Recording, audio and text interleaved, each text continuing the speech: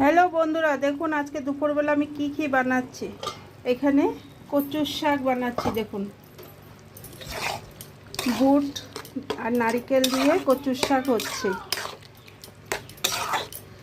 দেখেছেন কচুর শাক।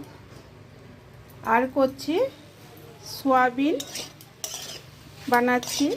সয়াবিন হচ্ছে, এখানে কষাচ্ছি সয়াবিনটাকে।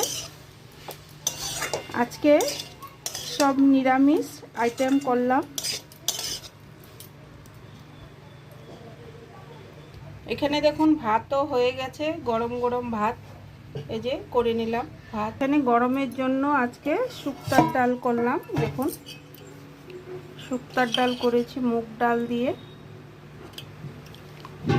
শুক্তার ডাল আর সাথে দিয়েছি পাট পাটা কয়েকটা।